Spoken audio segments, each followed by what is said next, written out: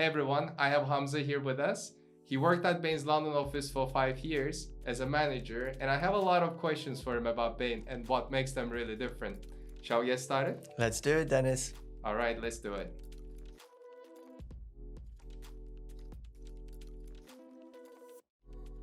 All right, Hamza, welcome again. Thank you very much. So for people who may not know you, do you want to just tell me a little bit about your background? Sure. So I joined Bain as an associate consultant, progressed through the ranks over 5 years to manager, and then moved into private equity thereafter. Okay, fantastic. So personally, I know a lot about BCG, a little bit about McKinsey as well, but not too much about Bain. And today I want to walk you through 5 things that I heard about Bain, what makes them different. Starting with the first one, I always hear about this thing, a Bainie never lets another Bainie down.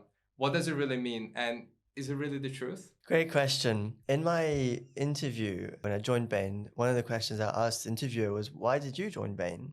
And he said, people. Ultimately, Bain's a very collaborative place. And that comes through in that saying, Bainie never lets another Bainie fail. But it comes through in your everyday experience as a consultant, as part of the team. An example of that is, say you have a question. It could be, how do I use this particular function of Excel? That happens all the time, right? And there's no one around to ask the question to because who knows why. There's an option to send an email to the whole office, actually, and you put in the subject line brain, BRAIN, brain, and then you ask your question. And invariably, someone will answer with something very helpful and typically very fast. Now, I guess you're probably imagining being in the office and thinking, well, that's you probably get a lot of people around to ask. But imagine you're out somewhere on a client site and your teammates are in a meeting and you have that same situation. That is immensely helpful. So it doesn't matter where you are, what time of day it is, whatever the need is, there'll be someone there to help you from the Bain team. Fantastic. Well, my theory is this, right? It looks like there's a process in place, which is great. But I guess they're also hiring very nice people as well, right? For them to be able to embed in the culture. Oh, well, I'll let you judge that. Okay. All right. Now let's move on to the second point. So one thing that I heard about Bain was that Bain has more of a local staffing model as opposed to BCG and McKinsey that work more on the international global staffing model. Is this true?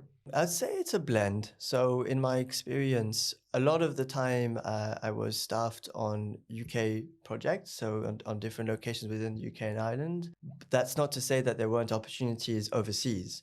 And opportunities did come up, whether those be in North America or in Middle East. What's good though is you have the choice to take those or not. I get the sense that perhaps other players maybe have more of a requirement that you have to, whereas at Bain they take maybe more into account your preference and what you want to do. On that point, at BCG, actually, there is a requirement for you to be able to get promoted from associate to consultant role. You have to work on an international project. Oh, that's really interesting. Yeah. Okay. No, but at least at the time I was there, things change all the time, of course, but from my experience, that wasn't the case. Okay, great. Then let me move on to my third question here. Okay. So one of the things I'm also hearing a lot is that Bain provides a very flexible work environment. Can you please elaborate more on this? For sure. There are a lot of dimensions to flexibility, and those cover the work you do. So what type of projects and what sectors or what capabilities. Another dimension might be work patterns. So particularly if you become a parent, do you want to continue working full-time or do you want to switch to part-time? That's something that Ben will look at. Your appetite for travel cases. So do you always want to be on the road or do you prefer to be more based in the office? They'll take account of that. And then many other aspects of flexibility.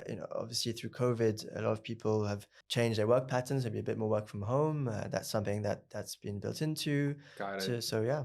So when you think about the traveling for work policy, is it something that in a way you're expected to do? Do you have to travel at all times? Or is it something that if you have a strong preference, let's say to stay in the local office and work from the office or in London, perhaps in your case? So I think the consulting career does require travel. So anyone thinking of a career in consultancy should be okay with travel. That being said, I think Bain is very flexible in terms of understanding at a point in time, if you have certain constraints, then adapting to those constraints and adapting what cases you put on. I remember one particular time I had something that happened personally and I needed to take some time out of work unexpectedly, and Bain were very, very understanding and flexible. Circumstances change in life. I think the important piece is being receptive to that and helping you also through different phases of your life. Absolutely. In relation to flexibility, one of the things that came to my mind is whether Bain allows its consultants to shape their career as you move on. So we recorded another video together on your experience on PE, and you kind of talked there about how you started off by doing a lot of PE work, and that's how you got specialized in. But is this the case with everyone? Does Bain give this flexibility to its consultants? If you can elaborate more on this, that'd be great. Certainly. It's important to remember that within the firm, there are a lot of different teams spanning obviously the client facing consultancy teams, the teams that work on capability development. So when you have any question on a particular capability or sector, there are teams that are specialized in those that you can go to ask for help, for advice from previous work, etc. You can join one of those teams, and that presents certain perhaps benefits in terms of flexibility, in terms of different functions within the business. There are many opportunities there. So if you want to specialize in a particular area or particular capability, particular sector. So there are just a lot of opportunities that are suited to different people, and also at different stages of a career or different stage of life. Got it. Okay. I'm actually kind of convinced that it is a flexible company, so that's great. All right, moving on to the fourth point. One of the things I heard is that Bain is empowering its junior consultants to take on more and more responsibilities at early stages in their career. Is this the case or not? A good example is probably from when I started at Bain. In the first few months of joining Bain as an associate consultant, I had ownership of a model that was looking at supply chain topics. I won't bore you with the detail. The point is, I owned that model, which was integrated with another 3 modules, and it was something that we needed the client to take over and use. I was responsible for developing that and helping the client learn to use it. So running training sessions with groups or with individuals, developing materials on how to use it, troubleshooting, tips, and all those good things. And that was my first project when I joined as an associate consultant. So super exciting, a lot of responsibility, but importantly also a lot of support from the team. So I wasn't left to my own devices. I felt very much supported through that. And when you think about the team structure, the other thing that I heard here is that usually Bain teams are a bit more junior. When you think about the pyramid, perhaps there's a bit more of the base in a way. Is that the case, or would you typically say that most of the Bain projects are rather more, senior people oriented? I'd say a typical structure could be you have a partner, a manager, a senior manager, and then for each work stream, you'll have pairs typically of people working together. So it could be a consultant and an AC, or an SAC and an AC. And typically those people in pairs will take ownership of a work stream, and then those work streams will report into the manager, who then reports upwards. And as you got promoted, did you ever perhaps do any active managerial roles as well before you got promoted? If you can maybe walk me through that as well, just to demonstrate that Bain does give responsibility early on. Certainly. I mean, very quickly, as even stepping into the shoes of a senior associate consultant, you're starting to manage someone, you're starting to definitely own a work stream. So there's a lot of responsibility that comes with that. And then as you progress through to consultant and beyond, you're managing more than one person, maybe 2 or 3. You're managing maybe more complex work streams, or just more areas. So clearly there are more areas to be thinking about and to be managing, and that means more responsibility. And it's also very exciting. Yeah, it must be. Bain is extremely strong when it comes to the PE practice. I know you worked on this, so you might be a little bit of a biased on this, but tell me a little bit about Bain's capabilities, not only in the UK, but globally on this. Would you say that Bain is particularly strong in this field, and is it something that differentiates them compared to the other consulting firms? Bain's private equity practice is really strong. Bain works with all the top investment firms in the world on some of the most exciting deals that maybe the investment world's ever known.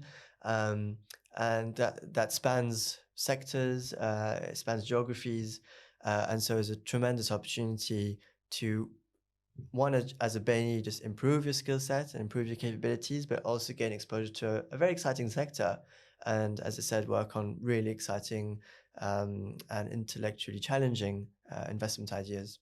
Perfect. The final thing I want to ask today is, in your own words, why should someone join Bain? Oh, that's an easy and a tough question at the same time, because so many things come to mind. And at the same time, it boils down to just a few things. I mean, number one is people. It's a great place to work. It's so collaborative. People want you to succeed. people like what they do. They like coming to work in the morning, so that's great. Secondly, you learn a ton. So particularly for people for whom it's maybe their first job or maybe their second job, there's a tremendous opportunity to develop yourself. And then finally, I would say consultancy, maybe as just as a profession, is a great way to open many doors to learn about a lot of different potential careers. And Bain has a tremendous reputation in the marketplace. And so even if you're not sure consulting is something for you forever, for long term, it is definitely a fantastic place to work. Absolutely agreed. Well, thanks a lot for your time today, Hamza. Thank you. And I hope you've enjoyed this video and found it useful. If you did, please subscribe to our channel and give us a like. And I'll see you in the next video.